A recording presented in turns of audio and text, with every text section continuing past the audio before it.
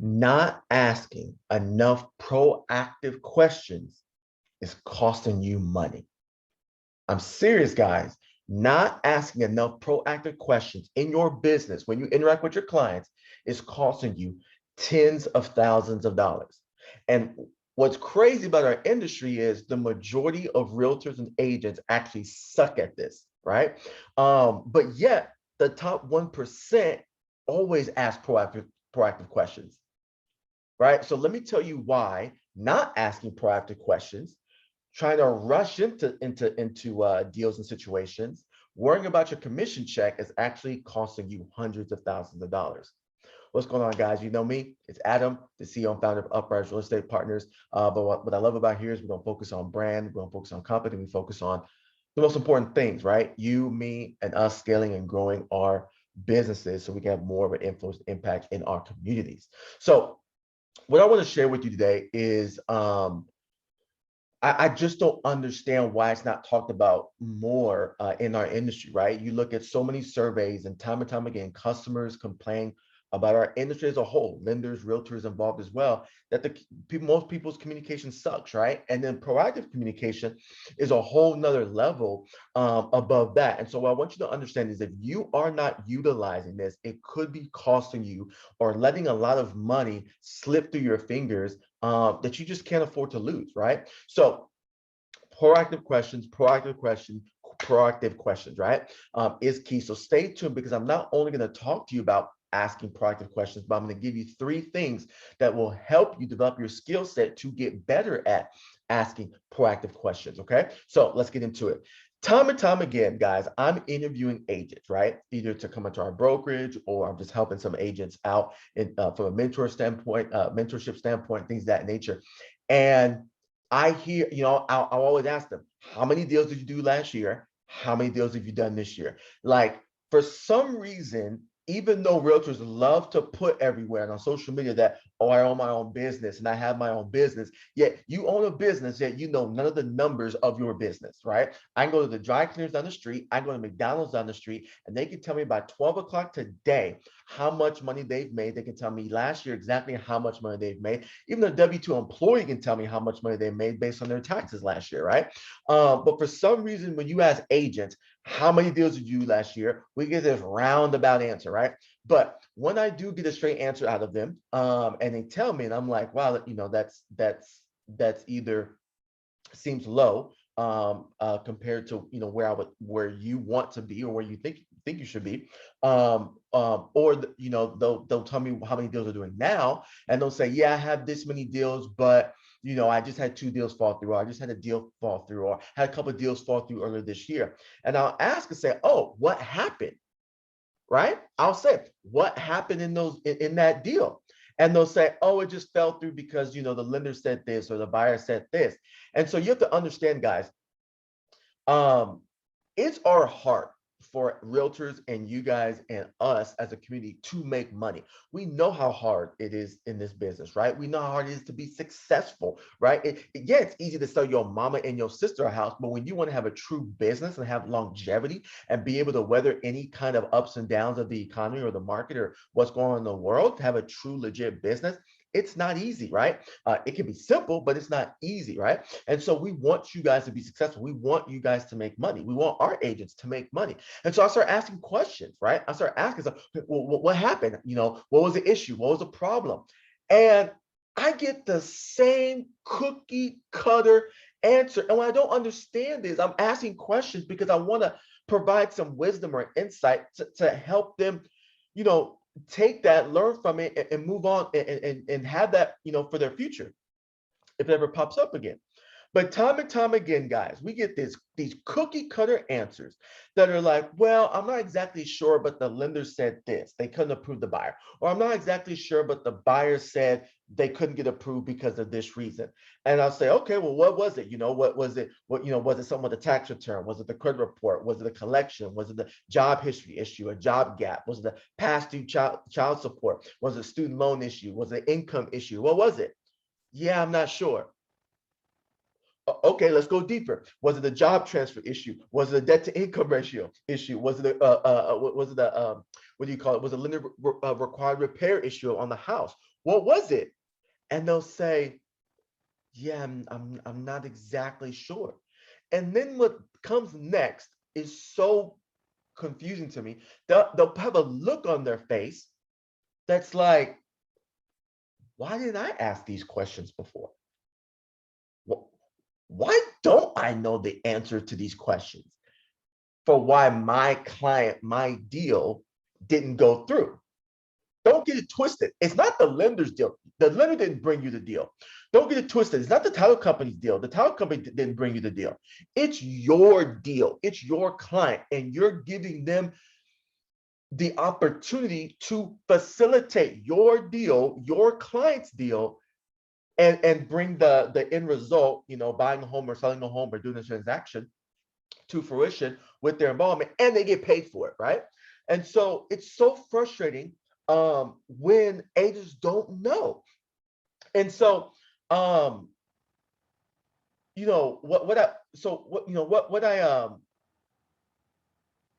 what's so confusing to me, and I was thinking about, do I want to say it or not want to say it? Yes, I'm gonna say it. Too many realtors, and this may be some of you guys, right? Too many realtors are okay just being door openers and waiters. Too many realtors are okay just being door openers and waiters. I know I said it, but it had to be said. Too many realtors are fine getting paid a lot of money to just go open doors for clients because they can look at houses online, just go open up doors for clients, and then just wait once they get a house under contract. Wait for the lender to tell them what's going on. Wait for the title company to tell them what's next. Wait for the buyer to tell them what's going on, and just wait for closing to happen so they can collect their check. Again, too many realtors are okay just being door openers and waiters, and that's just not how we roll, right? So, um, what one of my recommendations, guys, is stop being the least informed party in a transaction. Stop being the least informed person in a transaction. If the title company, the lender, and your buyer know more about what's going on, or your seller know more about what's going on in your transaction than you do, something's wrong. I'm telling you. I'm not saying one party can't know more, but if you're constantly in your deals, the person that knows the least, you're doing your people a disservice. You're providing a low level of value to your people, and it is what it is. And you're going to have you may have a lot of deals and money slip through your fingers, right? So how do you get to the point where you stop allowing tens of thousands of dollars slipping through your fingers, right? And ultimately, if you're in this game for a long time, it's hundreds of thousands. But we got to start at level one first. Number one, okay, so pay attention, guys. So again, you got to ask proactive questions when you're dealing with clients, customers, people in your business, right? But how do you get better at this? Number one, stop being afraid to look dumb. Stop being afraid to look dumb. I don't care how good your hair looks. I don't care how good your shoes look, your clothes look. I don't care how good your videos look. I don't care how good the houses look, your Instagram posts, your Facebook. I do not care. I don't care if your paperwork looks a I do not care how good you look and you want people to maintain this image of you. Listen to me now. If you want to get better at asking proactive communications, stop being afraid to look dumb. Okay. Many of you do not ask enough questions because your ego gets in the way and you're afraid to ask the lender questions in a deal, the title company questions in the deal, the other realtor or the other side questions in a deal, because either about what's going on, what the issues are, what potential solutions are available, right? Because you're afraid of how they may view you or how they may perceive you, right? Understand this, write this down, understand this. Context is everything in real estate. Context is everything in real estate. I bought a house for $60,000. Oh, you got a good deal. No, you didn't get the context. It's just studs. And this house is over in this part of the area where the ARV, the after repair value of the property, is only $80,000. That's not a good deal. Context is everything. Oh, I bought a beautiful home for $400,000 or it's worth $400,000, but I got it for $350,000. Oh, that's great. What's context? Context is it's in a flood zone, and you had to get it via owner finance with 20% interest rate because no regular bank would give you a loan. Context is everything, right? So many times people are in awe of how I'm able to come up with solutions and how I'm able to come up with ideas to bring solutions and ideas and be creative and figuring out how to get a deal done, right? And what people have to understand is it's because earlier in my career, I cared more about learning and getting context than I did about how people viewed me or whether people thought I was dumb or not, right? Understand this. Um, if you ask a dumb question, right, you may think a question is dumb, right? If you ask a question and you feel it's a dumb question and you ask it one time and that's it, people may think you're dumb. But if you ask a dumb question, right, perceived dumb question, but then you follow up with another question, and then you ask another question that rides on the context that you just got from the previous response or answer from the previous question, then people start to realize you're not dumb. They start to say, this person's trying to figure it out. This person's going somewhere with this. This person's trying to understand the whole cycle of so they can come up with some great ideas and solutions. They're not asking a dumb question. They're trying to gain understanding so they can have wisdom, right? So I still do this to this day, right? I give so much value to our agents, to our clients, to our people by bringing so much context and ideas and solutions and alternatives and options to any kind of issues or problems that come up to save deals, right? But when something comes up that I'm not sure about, haven't encountered, or even from a now I'm in the CEO role of our company, even raising up in levels of scaling and growing multiple successful companies. I'm asking my mentors and my coaches that I pay money to, and some I don't pay money to, I'm asking them questions, and I do not care if they think I am dumb, because I'm trying to gain wisdom. I know they got wisdom, and that's what I want. So I become more valuable to our companies and to our people. Sorry, I know I'm shaking the camera over here, right? And yes, I'm in the bed. I still got a torn Achilles, so sorry. So understand, when you gain wisdom, when you gain knowledge, guys, you can start talking to other people, right? And asking questions to see what they've learned and to see if when something comes up in a deal, is it this way because of a particular situation, because of a particular client, because of a particular set of requirements that a particular bank has?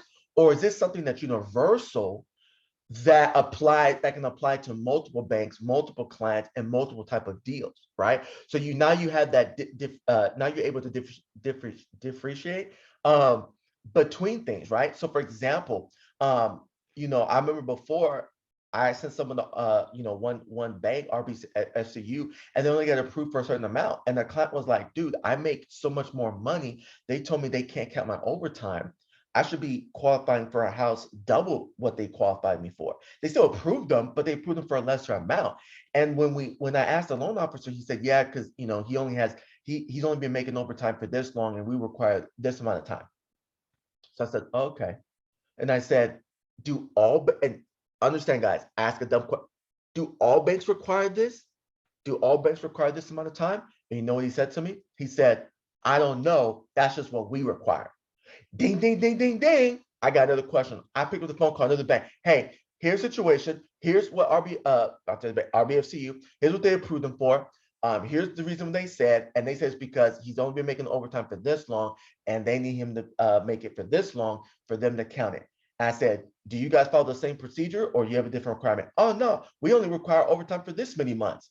Ding, ding, ding. Guess what your boy did? Got him over to that lender, got him approved for double the amount, and got him and his family a home. Right? By asking proactive questions, guys. So understand this. The faster you ask a bunch of questions, the faster you gain knowledge, the faster you get more context, the faster you'll get wisdom, and the faster you'll be able to help start figuring out issues to problems that come up in deals and that your clients may experience. And then the faster you'll start recognizing, which goes in number two, things before they happen. So number one was stop being afraid to look dumb and ask more questions and ask more proactive questions to gain context, to gain knowledge, and to gain wisdom. Number two, to get better at asking proactive questions. Focus on saving deals before they need saving. Focus on saving deals before they need saving. At every point in the transaction, and we train our agents this way, at every point of dealing with a client and at every point of a transaction, we're constantly assessing the situation and saying, what are the potential obstacles that could come up? What are the potential issues that we can see right now that could come up? And if we identify some things, we're going to go ahead and address them or bring them up. So one, we either make sure that we're covered and those things are dealt with, or they're not an issue, or we can start putting a strategy and game plan in place to deal with them. Guys, if you just get that, that will save you so much money and income this year and have you look so valuable to your clients this year alone. I'm going to say it one more time.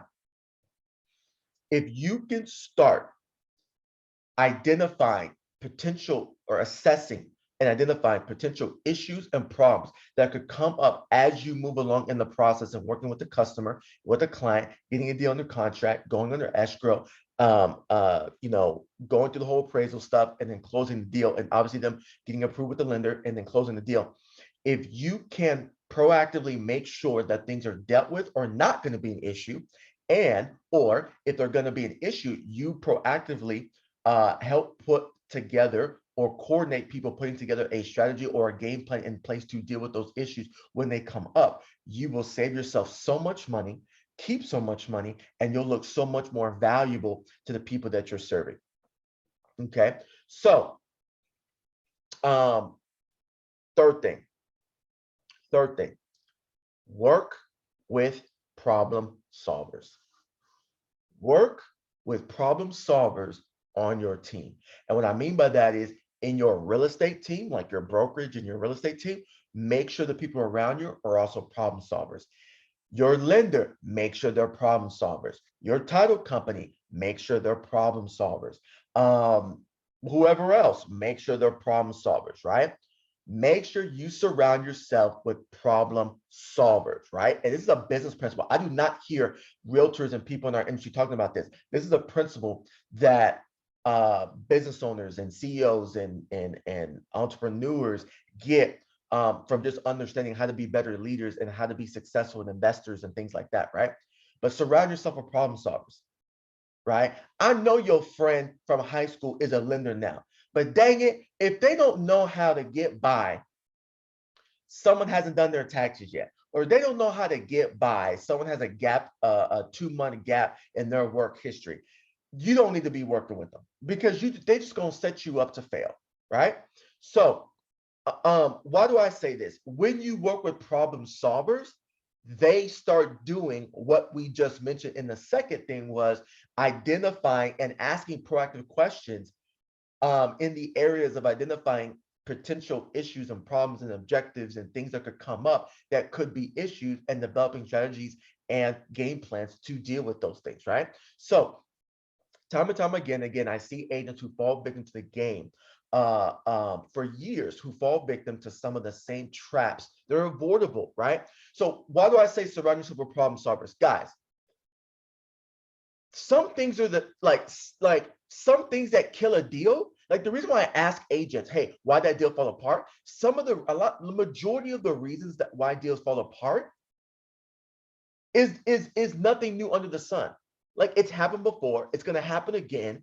And so the question is just, were you properly prepared to deal with that, right? So for example, can you and your team identify the potential problems or issues that could come up when you hear these things from a client? I got a list for you, right? So check these out. Relocating from another state. When a buyer tells you they're relocating from another state, do you just go, oh, great, let's go start looking for homes? Or do you start thinking, oh, here are the potential things that could kill the deal. Let me ask them these questions in the next 2 minutes to see where we're at, to see if these are really issues or not, to see if we're covered or not. So one, relocating from another state. Two, I'm in the military, somewhere else, out of state, out the country, but I want to buy in your city. Number three, I want to buy in the middle of the divorce. I'm in the process of getting a divorce, but I want to buy a home. Okay. Number four, my mom died and now we want to sell her home. Guys, their mom died and you want to sell their, and now they want to sell their home. If you just go from here and that, and so great, I could put your property on the MLS today. Good luck. They're a rich business owner and they want to buy a house and they tell you they'll have no issues getting pre-approved, right? I'll have no issues getting pre-approved. I make a lot of money. Mhm. Number six, they currently own a house, but they want to buy another one. Okay. Next one, they're getting a new job and they want to buy a home, right?